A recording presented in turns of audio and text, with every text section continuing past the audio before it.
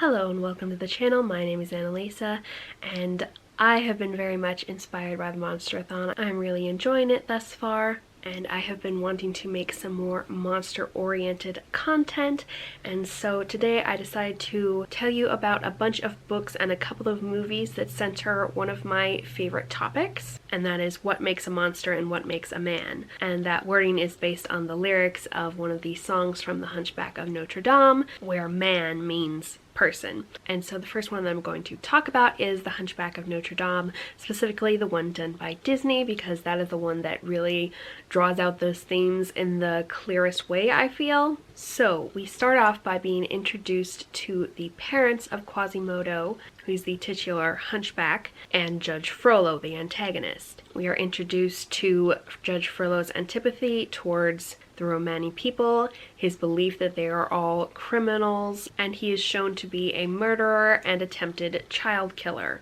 But when he opens up the cloth that is swaddling Quasimodo, he gasps and calls the baby a monster, because he already as a baby had physical deformities. And so from the beginning, the movie with the song that introduces them and the story asks who is the monster and who is the man, because you have this baby who grows up to a child and an adult who does not conform to beauty standards, who has a physical disability in that he limps when he walks, and who was born to Romani parents who were outcasts and considered criminals at the time.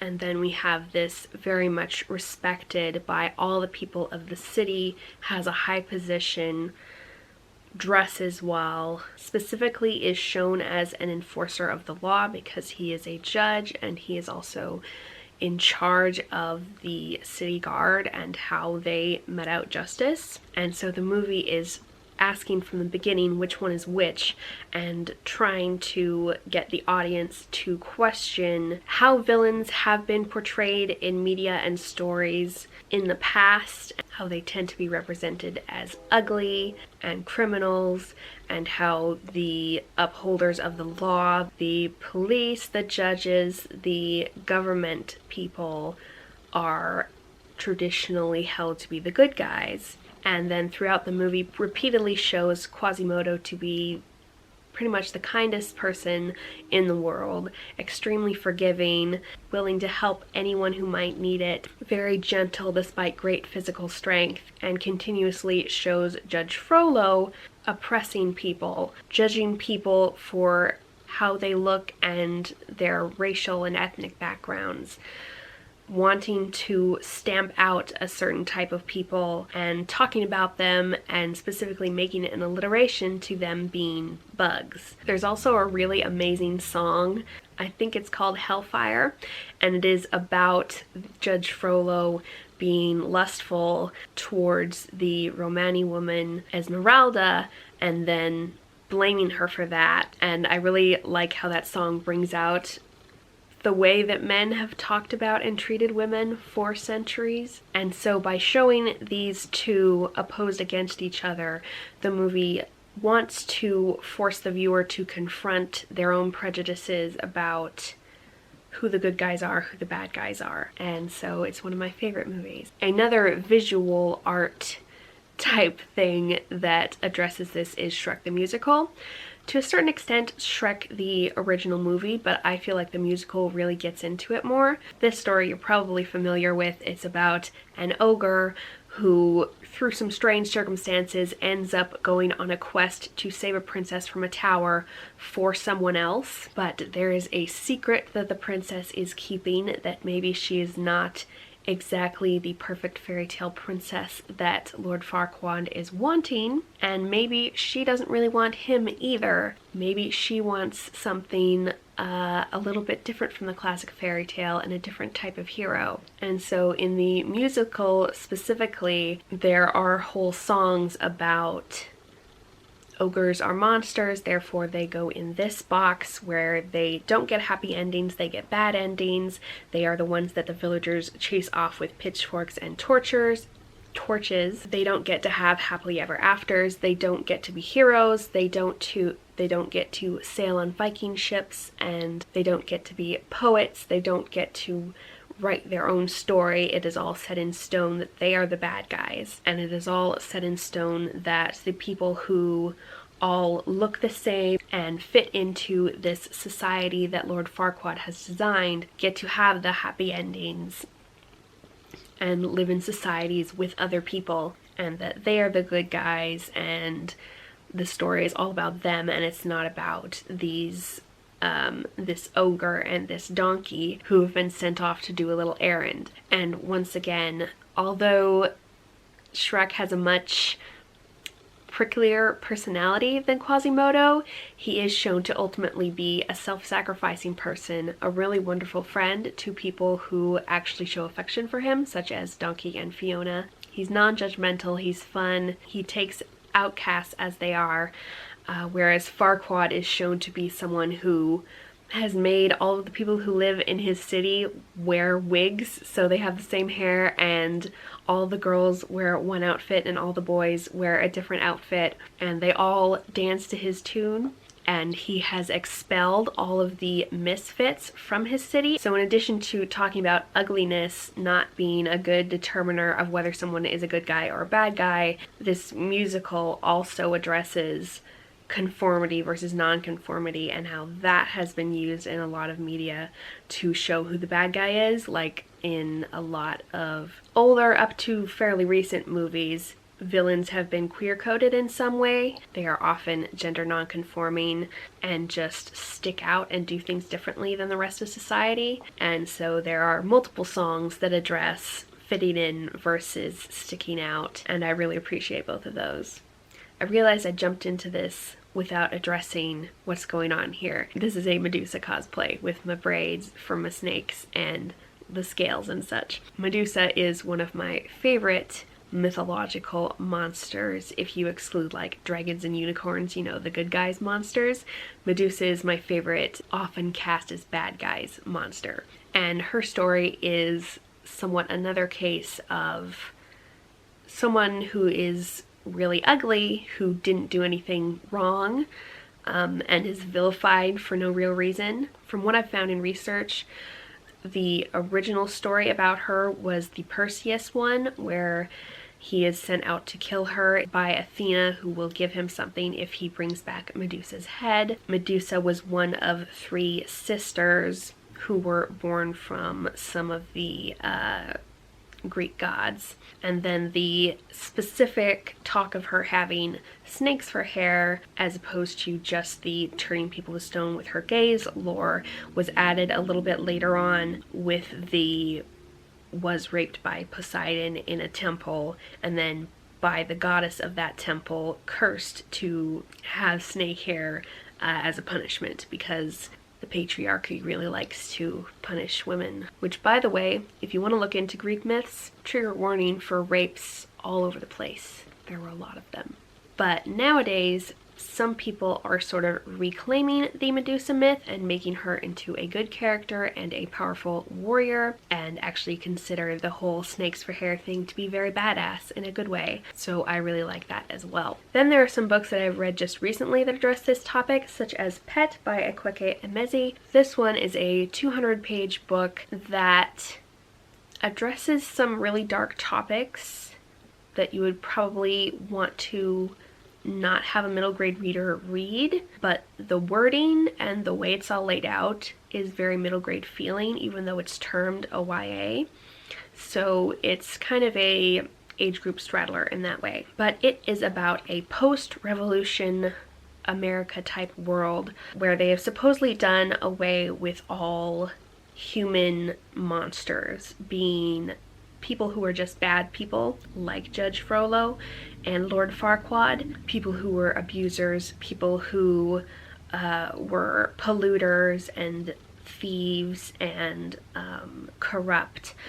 They've gotten rid of all those people via a revolution and have put some guards in place so that they can't come back, except that then this monster-looking creature appears. It's got hooves for feet and then feathers all over its body with some scales, and it's big and hulking and like 7 feet tall, and it doesn't have a face. It's all just covered with feathers on its face, and it's pretty ugly looking. And it says that there still is a monster around, and it is a monster hunter coming to get it. And so there is once again the opposition of this really scary creature who is ultimately a good guy out to protect children, specifically in this case, versus the monster who is hidden because they look just like a regular person and they are part of a family just like a regular person, and they have good positive relationships with all sorts of people who don't want to believe there could possibly be a monster among them. And so I found that was a really powerful story and really well done. The characters were really great as well, and it was very much about monsters hiding in plain sight inside people who look just like everybody else. Then there are the Ancient Magus Bride manga, and these are about a 15-year-old Japanese girl who gets basically adopted slash taken in by this once again very tall skull-faced dude, but you also quickly find out that his human-looking body, like even he has a fairly human body with just a skull plopped on top of it. He even has a more monster-looking body underneath his human-looking clothes. And we find out that he has a checkered past that he doesn't totally remember even, and he turns into a big blob of blackness when he gets really upset and tired and uses a lot of energy all at once. But he's also very kind and cares about others more than himself regularly and is generally a blessing to his little area. He makes potions for people that like heal them really well, and that's the whole way he interacts with the local town, and he takes care of the local magical creatures. But he also does have some issues psychologically that he needs to deal with, so there's a lot of back and forth of he's got this monstrous body and he has some monstrous instincts, but he also has so much good in him, and so it addresses a lot about how his creepy looking body has nothing to do with whether he's a good person or not. Then we have The School for Good and Evil by Chainani Soman, and so this book is specifically about a girl who looks really pretty and has been doing all the showy good deeds in her little town at home. And a girl who is very much an outcast. She's got black hair. She doesn't take care of how she looks very well. She doesn't have any friends except this perfect blonde princess looking lady. They both get plucked out of their little village and plopped in a school for good and evil, except there are two halves. One is good and one is evil, and the pretty blonde girl goes to the school for evil, and the black-haired girl who doesn't take care of how she looks and is an outcast and who nobody likes at home gets plopped in the school for good. And it's all about figuring out these two girls' personalities and what is actually evil and what is actually good, who's just doing it for show, and who thinks really badly of themselves but is actually a really kind, caring, and loyal person. One that addresses this in a somewhat different way is Dragonflight by Jessica Day George, and this one is about how dragons have withdrawn from society because people really don't like them and are scared of them, and people think that they are monsters, but this one girl actually starts talking to them and finds out they're really nice people. And then this country where the dragons are living in exile is attacked by another country using dragons, and so our girl has to prove that some dragons are the good guys and we need their help to fight the bad dragons, and that being a certain type of creature doesn't determine who you are, it's the choices you make, because there were a lot of bad humans and a lot of good dragons and vice versa, and you can't just decide who a person is based on how they look.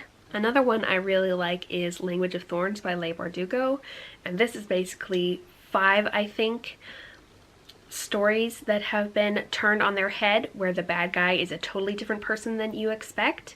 It's usually the innocent looking person or the person in power who looks perfect to everyone else and is good at hiding the bad things they do. It's the pretty people and the socially adept people, and I really enjoy that. There is a Minotaur in the Labyrinth retelling, there's a Nutcracker retelling, there's a Fox and a Hunter retelling that I don't know what the name of that story is, but there's also a Little Mermaid retelling, and they all come at the question in different ways, but still have an undercurrent of monsters aren't the people you think they are. Very powerful and very well done. I love the prose in that book. It's lovely. Then there is another aspect where some stories go with the idea that if you hunt monsters and kill monsters, then you become a monster yourself, because killing is inherently bad. Jumping off the idea that becoming hateful yourself in response to someone else's hate isn't okay, and that eye for an eye makes the world blind, that kind of thing. But there are also some stories that address sometimes monsters need to be taken care of, and that it is different to fight against someone who is trying to hurt people rather than fighting against someone and trying because you want to hurt them, because they're different from you. And so two of those that I've really enjoyed are Trail of Lightning by Rebecca Roanhorse and Deathless Divide by Justina Ireland. Both of these have main characters who are basically monster hunters. In the case of Trail of Lightning, that's her whole job. She is a mercenary who does that. I think her name is Maggie, and she hunts zombie type creatures and various mythological monsters that have been popping up in this post-apocalyptic world and that are like eating people and kidnapping people. And most of them are not really sentient, but she still kind of feels bad for killing them because one of her sort of mystic abilities is to be really good at killing, and so she feels like that makes her a monster. And so we have the discussion between her and one of the side characters, and between her and herself, figuring out, am I really a monster because I'm good at fighting? What is the purpose of fighting? Is there any good that I can do in the world when this is my thing? And then in Deathless Divide, one of the main characters spends a lot of her time going after this one bad guy who has done a lot of bad things and is continuing to do so. Basically a mass murderer who is continuing to kill people, not because he likes killing people specifically, but he thinks he's doing it for the greater good. And so there are discussions between Jane, who's going after him, and Catherine, who wants Jane to give this up and let it go and move on with her life, about, is this for revenge or is this to stop him doing this again and to rescue and save people who he will kill in the future because he has no intention of stopping? And I was very much on Jane's side of like, this guy needs to be stopped. It isn't revenge if the person has changed and isn't doing it anymore. If they're still doing it, you need to not let that happen. If you have the power to do something about it. But Jane still feels a bit like a monster herself because of what she has been through and the things that she has had to do to survive up to this point, and how she has justified killing bad guys in the past who were basically other serial killers. She has been bounty hunting them, and so she thinks a lot about that herself and figuring out how she feels about it, and also the people around her are figuring out how they feel about it and ultimately agreeing to disagree. And I kind of like that when a book kind of leaves room for different perspectives, because it is actually kind of hard to figure out, is the totally pacifist way the right way, or is it better to like take care of business even if it means killing people? So another type of book that looks at this a lot is the Beauty and the Beast retelling kind of subgenre, I guess. Books like Entreat Me of Beast and Beauty, Heart's Blood look at people who look monstrous and are therefore the beast character of the story versus people who are monstrous, which are sometimes the person who did the cursing to turn the person into a beast, and